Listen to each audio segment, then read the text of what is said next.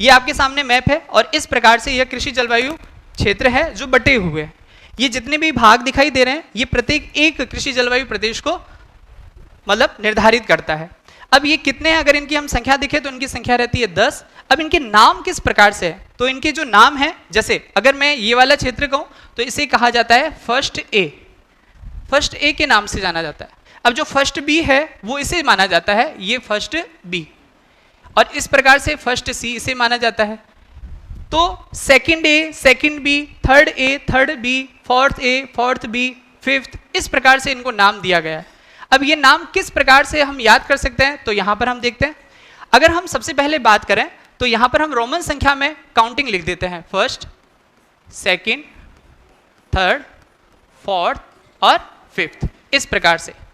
अब हम यहां पर ABCD लिखते हैं, सबसे पहले A, B और C। अब सेकंड पर हम केवल A और B को लिखेंगे, थर्ड पर हम A और B को, फोर्थ पर हम A और B को, और फिफ्थ हम छोड़ देते हैं। अब देखिए किस प्रकार से कृषि जलवायु वर्गीकरण यहां पर होता है। सबसे पहला फर्स्ट ए, तो ये पहला कृषि जलवायु वर्गीकरण का प्रदेश है, फर्स्ट ए, फर्स्ट ए के नाम से जाना जाता है। अब फर्स्ट ए के अंतर्गत कौन से जिले आते हैं या उसका ग्राह्य परीक्षण के अंदर क्या है वो सब हम नेक्स्ट में पढ़ रहे हैं।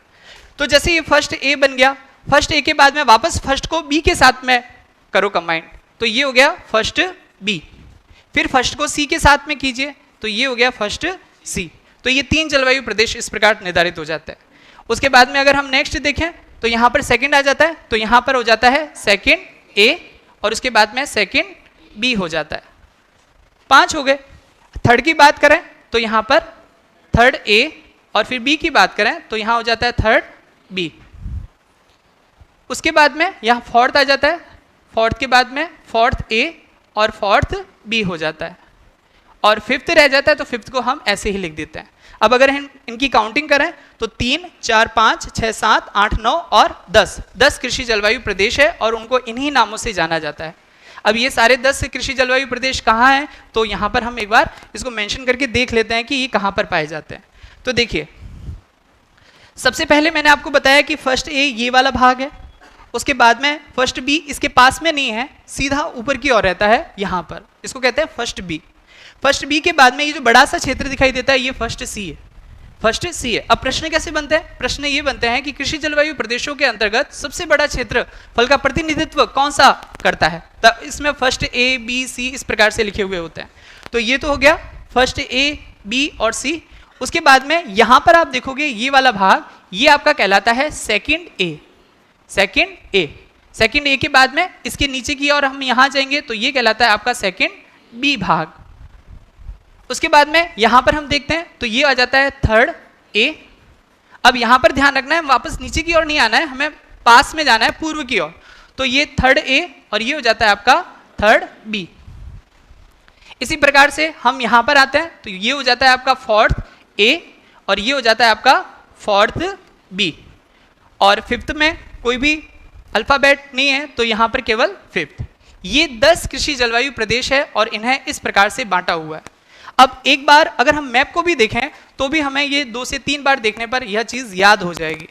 अब किस प्रकार से प्रश्न इसमें पूछे जाते हैं, तो 2 ही प्रकार के इसमें मैप के जरिए प्रश्न पूछे जाते हैं। वह ये पूछा जाता है कि इनमें से क्षेत्रफल की दृष्टि से सबसे बड़ा कौन सा है, क्षेत्रफल की दृष्टि से सबसे छोटा कौन सा है, या पर्टिकुलर अगर आपको मैप याद है तो इस मैप के अंतर्गत कोई भी नदी, कोई भी वनस्पति या कोई भी मृदा को पूछते हुए आपको ये बता सकते हैं कि ये जो मृदा है ये कौन सी कृषि जलवायु क्षेत्र के अंतर्गत पाई जाती है। माना कि हमारे यहाँ रेतीली मृदा है और रेतीली मृदा कहाँ आ रही है, फर्स्ट सी में। अब ये पूछ ली जाए कि रेतीली जो मृदा है या मृदुस्थल का अधिकतम विस्तार है वह कौन सी कृषि जलवायु प्रदेश के अंतर्गत आता है, तो आप डायरेक्टली यहां से पकड़ लोगे। तो इसी प्रकार से ये कृषि जलवायु प्रदेशों के अंतर्गत इस प्रकार से प्रश्न पूछे जाता है। कोई यूनिवर्सिटी पूछ ले, कोई कृषि विश्वविद्यालय पूछ ले, है ना, कोई काजरी के बारे में पूछ ले, आफरी के बारे में पूछ ले, तबीजी के बारे में पूछ ले, कोई भी इस प्रकार से पूछने पर वो आपको रेफरेंस ये मांगेगा कि ये कौन सी कृषि जलवायु प्रदेश के अंतर्गत आता है। तब हमें ये जानकारी होनी चाहिए कि इस कृषि जलवायु प्रदेश के अंतर्गत कौन से जिले आते हैं। तो इसका मीन्स तो ये हो गया कि कृषि जलवायु प्रदेश के अंतर्गत हमें जिले याद होने चाहिए कि कौन कौन से जिले आते हैं।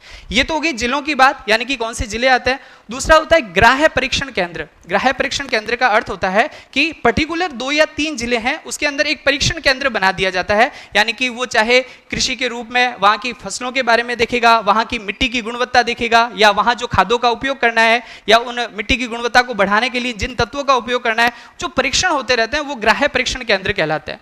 तो 10 जो कृषि जलवायु प्रदेश है इनके जो ग्राह्य परीक्षण केंद्र भी आते हैं। तो ये हो जाते हैं ग्राह्य परीक्षण केंद्र, और ये हो जाते हैं इनके जिले। और इनके अलावा कुछ फसलें हैं वो भी पूछी जाती हैं कि इन जो कृषि जलवायु प्रदेश है इनके अंतर्गत कौन सी ऐसी फसल है जो इसी क्षेत्र के अंतर्गत पाई जाती है, और ऐसे प्रश्न भी आए हुए हैं। तो ये जो सारी चीजें हैं वो आज हम क्लियर करने वाले हैं कि किस तरीके से इसे हम पढ़ेंगे। तो हम 1 बाई 1 देखते हैं, क्योंकि ये वाली चीजें तो हमें समझ में आ गई है। इनके साथ में इनके नाम भी होते हैं, जैसे कृषि जलवायु प्रदेश है इनके नाम भी है। जैसे मैं बताता हूँ, जैसे फर्स्ट ए है,